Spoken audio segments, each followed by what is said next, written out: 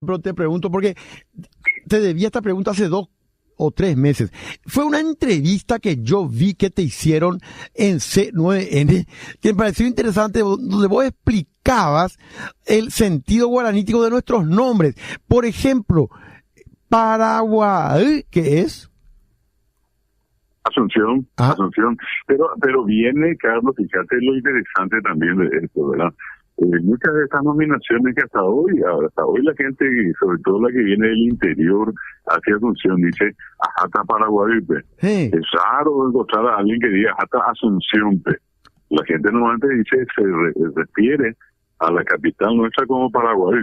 Claro. Y el nombre está vinculado a Pará, que es el mar que antiguamente, hoy se sabe, esto está ya, tiene la evidencia científica, de que el Chaco fue un mar. Sí. Lo que hoy en día es el Chaco paraguayo, el Chaco argentino, el Chaco boliviano. Y la palabra Pará viene de mar, Uá significa lo que desaparece. Uá se dice en guaraní cuando desaparece algo, es un movimiento lento. De hecho, eso también describe de que ese gran proceso, se habla de un famoso, una especie de cataclismo que hubo alguna vez, donde una parte sube y otra baja, y bueno, el agua se desplaza y por hablar mal y pronto, se desagua el antiguo mar, pero lo hace en un proceso largo, por eso dice agua, y es el río, es un curso de agua, es el río, literalmente, del mar que desapareció. Qué es lo que significa Paraguay. Sí, es el río del mar que desapareció. Eso es Paraguay, es decir, eso es Asunción. Asunción. Y lo otro que te puedo agregar, Carlos, es que todos los ríos, en general los nombres de lugares o topónimos, siempre están relacionados con la presencia de algún elemento natural abundante en el medio. En ese momento en que se hizo la nominación, por ejemplo, nosotros tenemos ciudades, barrios, compañías en Paraguay que se llaman Bocayapí. En Bocayá es el coco o cocotero, perdón, y sí significa conjunto, el lugar donde abundan los cocoteros, en Bocayapí. Hay otra planta que se llama aguaí, sí, ¿verdad? Y donde hay muchas plantas de aguaí, se le llama aguaití. Nosotros tenemos ciudades, compañías en este caso con nombre aguaití. Y vas a encontrar también con un nombre parecido, a veces pues la palabra en guaraní es nasal, se le dice, y hay palabras que son orales.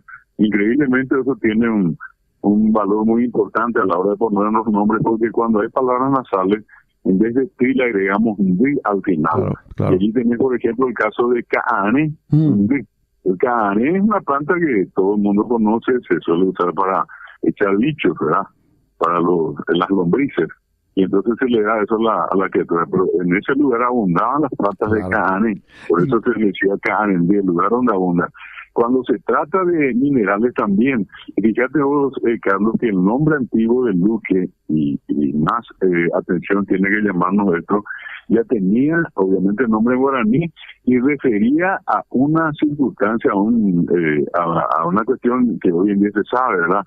Y el lugar de Luque, Areguá, inclusive una parte de Capiatá, tiene suelo salino, salino, de sal.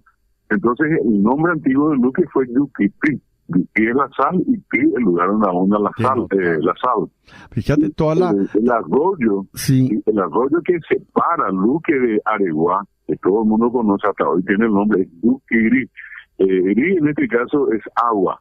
Río, arroyo, curso de agua. Y notablemente, Carlos, ese nombre ya existía antes de la llegada de los conquistadores. Y los guaraníes perfectamente sabían que era un solo salino. ¿Qué pasó? Hoy te pongo la referencia. Hoy el río que cruza por esa zona y viene hasta el lago de Guacaraí, alimenta el lago de Guacaraí, es el río Salado.